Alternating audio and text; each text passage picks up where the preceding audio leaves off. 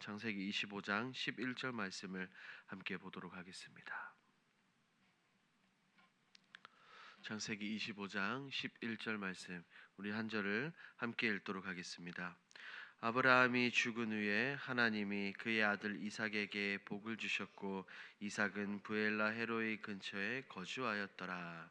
아멘. 오늘 본문은 창세기 25장에서 아브라함의 마지막 삶과 죽음, 그리고 하나님의 약속이 다름 아닌 이삭을 통해서 이어지는 모습을 분명하게 보여주고 있습니다. 아브라함은 그두라에게서 자녀를 더 낳았지만 모든 소유는 이삭에게 주며 언약의 계승자, 말씀의 계승자가 누구인지를 분명하게 밝히고 있죠. 오늘 본문이 무엇을 말하고자 하는지 함께 살펴보도록 하겠습니다. 내용 관찰 1번입니다. 아브라함은 후처 그두라를 통해 얻은 아들에게 무엇을 합니까? 아브라함은 이 그두라에게서 낳은 아들들에게 재산을 나누어 주되 이삭에게서 멀리 떨어진 땅으로 보내줘. 언약의 계승자 자리는 오직 이삭에게만 물려줍니다.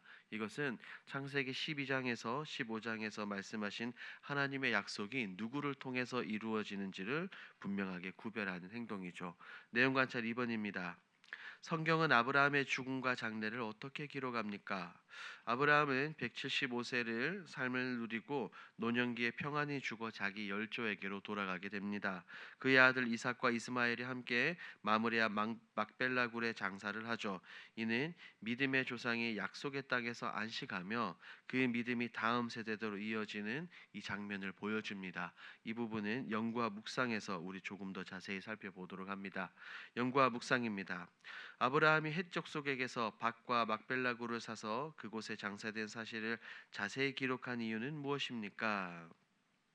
우리가 함께 읽은 이 창세기 25장에서 아브라함의 죽음을 나타내고 있죠. 아브라함의 죽음과 장래가 기록될 때 성경은 단순히 그의 나이나 생애를 요약하는 것에서 그치지 않고 아브라함이 어디에 어떻게 묻혔는지 구체적인 배경을 다시 언급하고 있습니다. 이것은 믿음의 조상 아브라함이 하나님의 약속을 그의 삶 가운데 실제 삶 속에서 어떻게 살아냈는지를 우리에게 보여주는 굉장히 상징적인 장면입니다.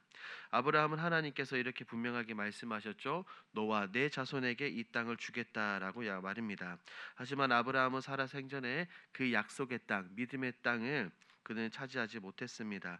하지만 그는 그 약속이 언젠가 자신과 자신의 자녀들을 통해서 이루어질 것을 믿고 사라가 죽었을 때, 사라가 하나님 곁으로 갔을 때 헷 족속에서 정식으로 돈을 주고 땅을 사서 매장지로 삼았습니다. 그리고 나서 아브라함은 이렇게 표현했죠. 나는 이 땅에서 나그네여 거류민이다라고 고백하면서도 약속의 땅 한복판에 하나님의 말씀과 자신의 신앙과 소망을 그곳에 묻었던 겁니다. 그가 샀던 막벨라 굴은 곧 하나님의 언약에 대한 믿음의 증거이며 후손들에게 남겨진 언약의 놀라운 유산이 된 겁니다. 이 장면이 25장에서 반복적으로 기록된 이유는 다음과 같은 의미가 있어요. 첫 번째, 믿음의 약속을 현실보다 더 확실하게 바라보는 눈입니다. 아브라함은 땅을 물려받기 전에 이미 신앙으로 그 땅을 소유했던 것이죠. 두 번째, 막벨라굴은 아브라함의 믿음을 후손들에게 전하는 신앙의 기념비라고 볼 수 있습니다. 이 땅에는, 이 굴에는 이삭과 야곱 등 성경에 나오는 믿음의 족장들이 모두 그곳에 장사되므로 이 땅은, 이 굴은 단순한 무덤이 아니라 하나님의 말씀을 따라 약속을 따라 살아가는 신앙의 이정표가 된다는 것입니다. 세 번째, 믿음은 끝날 때까지 약속을 바라보는 자세입니다. 아브라함은 그가 죽음 앞에서도 여전히 하나님의 약속을 붙들었습니다. 자신은 그 땅 가운데서 많이 누리지 못할지라도 하나님의 약속은 내 대가 아니라 내 후대에 반드시 이루어진다는 그 믿음이 아브라함을 움직였던 것이죠. 오늘 우리 역시 믿음의 완성을 보지 못해도 하나님의 말씀과 하나님의 약속을 붙들고 사명을 감당하는 삶이야말로 하나님이 기뻐하시고 하나님의 마음을 시원하게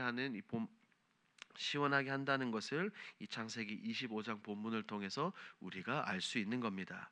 느낀 점을 봅니다. 하나님의 확실한 언약을 받은 자답게 믿음과 사명의 길을 묵묵히 거르는 삶을 정리한 아브라함을 보며 무엇을 느낍니까? 아브라함은 부르심 이후에 묵묵히 하나님의 약속을 신뢰했죠. 그 약속이 눈에 보이지 않아도 그는 좌로나 우로 치우치지 아니하며 오직 한 길을 걸었습니다. 그리고 그의 삶의 마지막에는 굉장히 정결하고 조용하게 삶을 마무리하며 하나님께서 주신 자신이 받은 언약과 믿음의 유산을 다음 세대들에게 온전히 넘겨 주었습니다. 이런 아브라함의 모습을 아브라함의 삶을 보며 마음이 숙연해졌습니다. 나는 지금 어떤 흔적을 남기며 살아가고 있는가? 말로는 하나님의 언약을 믿는다고 하지만 조급함과 눈앞의 현실에 밀려 믿음 없이 판단하고 하나님의 약속과 사명보다는 감정에 이끌릴 때가 많지는 않았는지 스스로 되돌아보게 됩니다. 아브라함은 끝까지 말씀에 기대어 살았고 그 말씀이 이루어지지 않는 상황에서도 그 말씀을 기준으로 자신의 인생을 정리했습니다. 이런 아브라함의 모습을 보며 이런 믿음의 삶을 살아야 되겠다고 생각을 해봅니다. 적용입니다. 다른 사람들에게 하나님의 약속을 붙잡는 믿음과 화평을 전했던 적은 언제입니까? 우리는 이 신앙생활을 교회 공동체에서 하죠. 누군가가 믿음의 길에서 지치거나 현실의 무게에 눌려 하나님의 이 언약의 말씀을 약속을 잊어버렸을 때 그 사람 곁에서 우리가 말씀을 붙들고 다시 희망을 전해준 그런 경험들이 누구에게나 있으실 겁니다.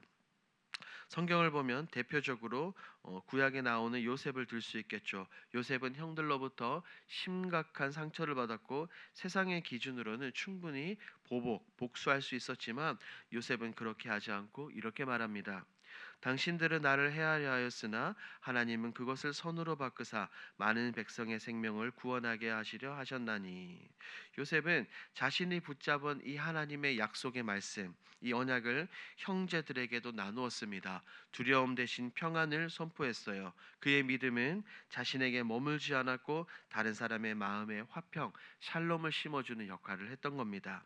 오늘 우리도 요셉처럼 하나님의 놀라운 신실한 뜻을 바라보며 약속을 나누고 불안한 마음에 이 평안, 사람과 세상이 줄 수 없는 하나님과 하나님의 말씀이 줄 수 있는 이 샬롬을 흘러보내는 사명을 감당해야 되는 겁니다. 마지막 결단입니다. 하나님의 약속을 붙잡고 주어진 사명을 묵묵히 감당하며 자녀와 다음 세대에게 믿음을 전하기 위해 무엇을 실천하겠습니까?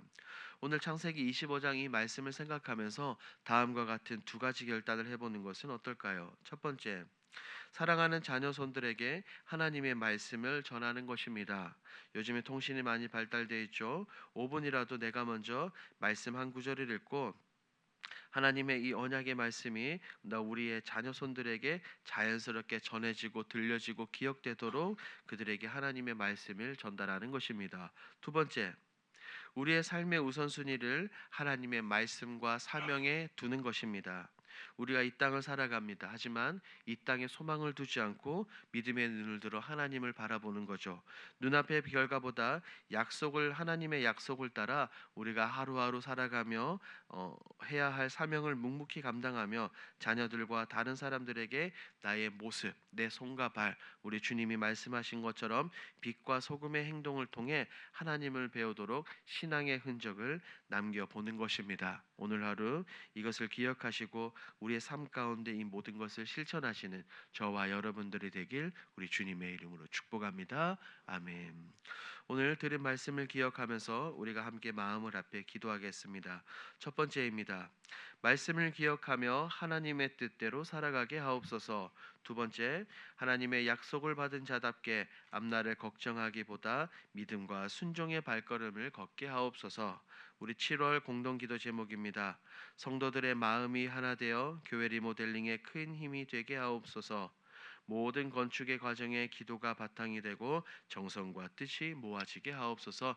이와 같은 공동기도 제목으로 기도하시고 여러분들의 가지고 오신 개인 기도 제목으로 우리 자유롭게 기도하시다가 돌아가겠습니다. 우리 주여 힘차게 부르짖고 기도합니다. 주여